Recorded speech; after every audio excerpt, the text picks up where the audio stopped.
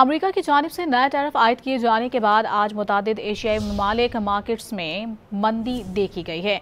अमरीकी इकदाम से एशियाई ममालिक की करेंसी की कदर में भी कमी देखने में आई है। जनूबी कोरिया के वॉन और मलेशिया का रिंग्ड सबसे ज्यादा मुतासर हुआ है। ताइवान, फिलिपाइन और थाईलैंड की करेंसी भी नीचे आ गई है। अमरीकी शरह सूद में कमी के इम्कानात कम होने से डॉलर की कदर में इजाफा रिकॉर्ड किया जा रहा है। अमरीका ने ताइवान पर 20%, मलेशिया पर 19% और जनूबी कोरिया पर 15% टैरिफ आयद किया है।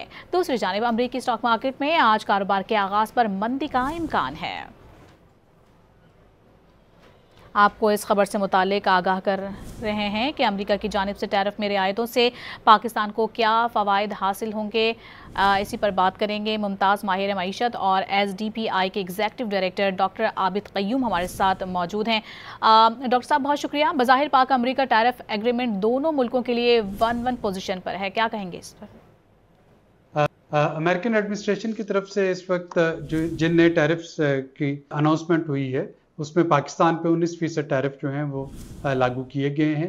अब पाकिस्तान इससे कैसे मुतासर होगा इसको देखने के लिए ये जानना ज़रूरी है कि हमारी मेजर एक्सपोर्ट्स जो हैं वो टेक्सटाइल और गारमेंट्स हैं, और इसमें हमारे साथ जो कंपेटिटर हैं वो बांग्लादेश है जिस पे 20% टैरिफ है, श्रीलंका है 20% टैरिफ है उस पर, कंबोडिया पे 20% टैरिफ है, वियतनाम पे 19% टैरिफ है और इजिप्ट उस पर 10% टैरिफ है। ये हमारे मेजर कंपेटिटर है। इंडिया भी कुछ थोड़ा सा जो है वो टेक्सटाइल और गारमेंट्स का उसका शेयर है, लेकिन उसका मेजर शेयर जो है वो डिजिटल और जो हार्डवेयर्स हैं वो है, लेकिन इंडिया पे 25% टैरिफ है।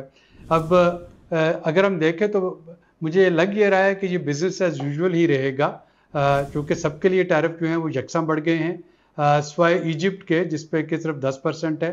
तो शायद अगर कोई कंपेटिटिव एडवांटेज टैरिफ के मुकाबले में किसी को हासिल है तो वो इजिप्ट को है, जिसके टैरिफ बाकी तमाम ममालिक से कम है।